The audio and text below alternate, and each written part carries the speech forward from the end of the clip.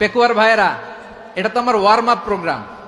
আমার বিভাগীয় প্রোগ্রাম হচ্ছে 8 বিভাগে 8টা। কয়টা? এটা কেন নিলাম? নেয়ামতুল্লাহ নিজামীর জ্বালা থেকে বাঁচার জন্য নিলাম।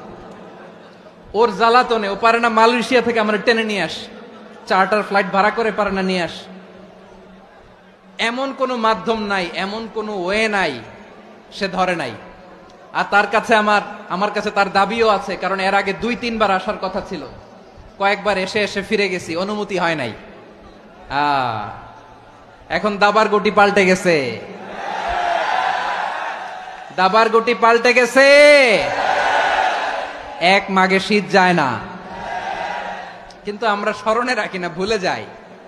এটাই বড় আফসোস প্রিয় ভাইরা। তো এটা ওয়ার্ম আপ প্রোগ্রাম, এটা ওয়ার্ম আপ উদ্বোধনী প্রোগ্রাম, বিভাগীয় প্রোগ্রাম আমার জানুয়ারি থেকে শুরু।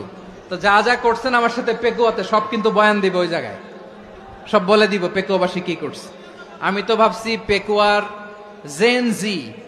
জেনারেশন জি আমাকে এমন ভাবে রিসিভ করবে, আমার কোনো ব্যাগ পেতে হবে না, কষ্ট পেতে হবে না। আমাকে স্মার্টলি তারা স্টেজে রিসিভ করবে, স্মার্টলি তারা সেফ এন্ট্রি সেফ এক্সিট দিবে। তো বাস্তবে তো উল্টা, একেবারে উল্টা। আমি জানি জায়গা নাই, ওই যে দেখছেন উত্তর রেডি আছে। আমি জানি যে ধারণ ক্ষমতার অনেক বেশি লোক হয়ে গেছে, এটা আমি জানি। ভালোবাসা কোনো আইন কানুন দিয়ে মাপা যায় না, এটা আমি জানি। এটা যে ভালোবাসার বহিঃপ্রকাশ, এটাও আমি বুঝি। ভালোবাসাকে আটকায় রাখা যায় না। এটা যে ভালোবাসার অগ্নি স্ফুলিঙ্গ, এটারে কোনো কিছু দিয়ে দামায় রাখা যাবে না, এটা আমি টের পাই। এজন্যই মনকে বুঝতে যেটা ভালোবাসা। মেহেরবানি করে অল্প কয়েকটা মিনিট একটু সুশৃঙ্খল আমার সাথে থাকতে হবে, আল্লাহর ওয়াস্তে, আল্লাহর ওয়াস্তে।